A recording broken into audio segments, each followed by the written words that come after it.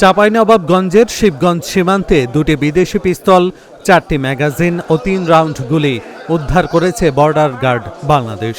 সোমবার ভোর 5:30টার দিকে শিবগঞ্জ উপজেলার মাসুদপুর বিওপির আওতাধীন মনাকষা ইউনিয়নের ঠুঠাপাড়া এলাকায় অভিযান চালিয়ে পরিত্যক্ত অবস্থায় এসব আগ্নেয়াস্ত্র উদ্ধার করা হয়।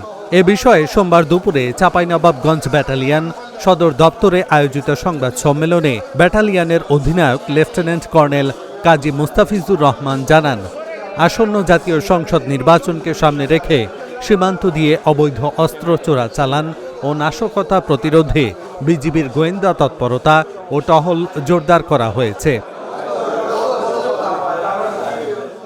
আসন্ন ত্রয়োদশ জাতীয় সংসদ নির্বাচন ও গণভোটকে সামনে রেখে সীমান্ত দিয়ে অবৈধ অস্ত্র, গোলাবারুদ ও বিভিন্ন ধরনের চোরাচালান প্রতিরোধের লক্ষ্যে বিজিবি মহার পরিচালক মহোদয়ের নির্দেশনা অনুযায়ী 53 বিজিবি কর্তৃক সীমান্ত এলাকায় গোয়েন্দা তৎপরতা ও টহল জোরদার করা হয়। এরই ধারাবাহিকতায় আজ নিজস্ব গোয়েন্দা তথ্যের ভিত্তিতে সকাল আনুমানিক 5:30 ঘটিকায় মাসুদপুর বিওপির একটি চৌকস টহল দল সীমান্ত হতে প্রায় 200 গজ বাংলাদেশের অভ্যন্তরে চাঁপাইনবাবগঞ্জ জেলার শিবগঞ্জ থানাধীন মনাকষা ইউনিয়নের ঠোঁটাপাড়া গ্রামে একটি অভিযান পরিচালনা করে।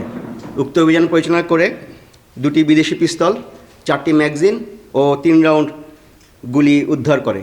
আপনাদের অবগতির জন্য আরও জানানো যাচ্ছে যে সাম্প্রতিক সময়ে সারা বাংলাদেশে বর্ডার গার্ড বাংলাদেশ বিভিন্ন অভিযান পরিচালনা করে বিদেশি পিস্তল 34টি, রাইফেল 2টি, ম্যাগাজিন 38টি, 644 রাউন্ড গুলি, 2টি মর্টার শেল, ককটেল 1টি, 4টি hand grenade, 20 KG gun powder ও অন্যান্য 54টি অস্ত্র উদ্ধার করে।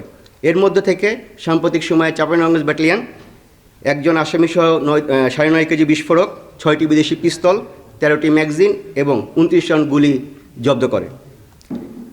বর্ডার গার্ড বাংলাদেশ সীমান্ত সুরক্ষা নিশ্চিত করে আসন্ন নির্বাচনকে সামনে রেখে দুষ্কৃতিকারীরা বাংলাদেশের অভ্যন্তরে বড় ধরনের নাশকতা সৃষ্টি করতে না পারে এবং আমাদের নির্বাচনকে বানচাল করতে না পারে, সে লক্ষ্যে বিজিবি সবসময় তৎপর রয়েছে এবং এই তৎপরতা অব্যাহত থাকবে।